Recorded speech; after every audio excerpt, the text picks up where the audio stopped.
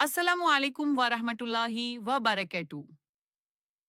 Dear brothers and sisters, today we are going to dive deep into one of the most spiritually significant traditions in Islam, Qurbani, also known as Udhiya or sacrifice.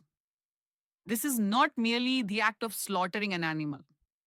It is a living reminder of faith, submission, love, and the willingness to give up what is dearest to us for the sake of Allah. Qurbani is a story that spans from the beginning of humankind to the end of time. It starts with Adam, AS, and his sons, shines brightest with Ibrahim, AS, and Ismail, AS, and continues through the life of our beloved Prophet Muhammad, SAW. Even today, it resonates in the hearts of millions of Muslims around the globe during the blessed days of Dhul Hijjah. In this lecture, we will go A to Z from the ancient roots of Qurbani to its modern significance. Get ready for a spiritual journey that combines history, tafsir, hadith, reflection, and real life applications. Adam, AS, and the first sacrifice. The story of sacrifice begins with Adam, peace be upon him, the first man and prophet. According to Islamic tradition, Adam had two sons, Habil, Abel, and Kabil, Cain. To resolve a matter, Allah instructed them both to offer a sacrifice. Habil offered a healthy sheep, while Kabil offered some crops which were not of the best quality. When they both offered a sacrifice to Allah, it was accepted from one of them and not from the other. Surah Al-Ma'idah 5:27. The one whose offering was accepted was Habil. Why? Because he sacrificed with sincerity and gave the best of what he had. Kabil, in contrast, gave something without value or devotion. Thus, the very first story of sacrifice in human history teaches us that Allah only accepts what is done with taqwa, God consciousness.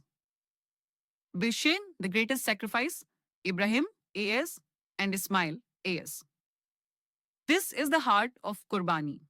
Allah tested Prophet Ibrahim, peace be upon him, in a way no one else was tested.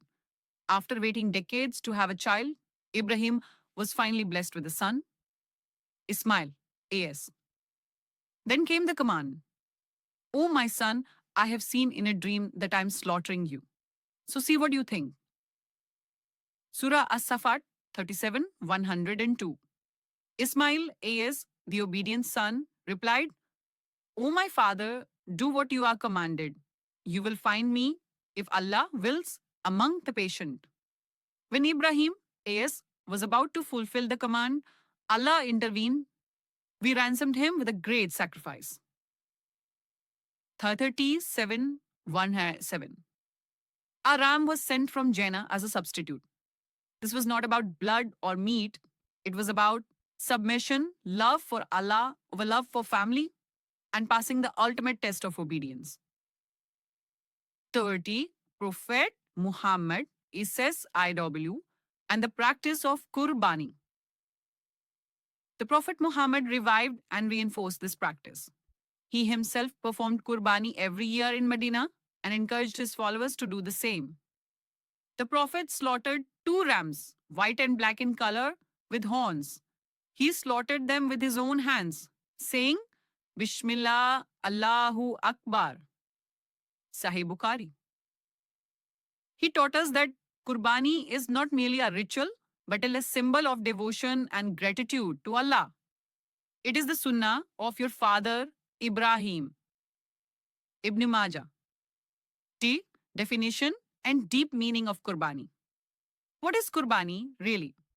Qurbani, from the Arabic word keruba, meaning to come close, is the act of drawing near to Allah by offering something dear to us. It's not just about slaughtering an animal. It's about slaughtering your ego, your pride, your love for materialism, and your inner stubbornness. Their meat will not reach Allah, nor will their blood, but what reaches Him is your taqwa, piety. Surah Al-Hajj 22:37. Let that sink into your heart. The knife is not meant to shed blood only, it's meant to cut the cords of selfishness and awaken the soul to live for Allah alone. A. Eid al Adha, Festival of Sacrifice. Eid al Adha, the day of sacrifice, is not just a celebration, it is the pinnacle of love and surrender. It's the day when Muslims across the globe remember one man's willingness to give up everything for his Lord. Imagine the morning of Eid. Men and women dress in white. Children laugh with excitement. The mosques are filled with chants of Allahu Akbar, La ilaha illallahu, Wallahu Akbar.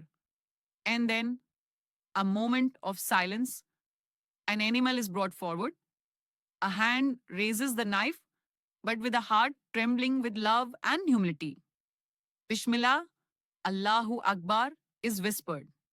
And in that moment, it's not just a goat or cow or sheep being sacrificed, it is a believer's soul being renewed. It is a whisper of Ibrahim, AS, in our veins. It is a revival of the eternal call. Labbaik Allahumma labbaik.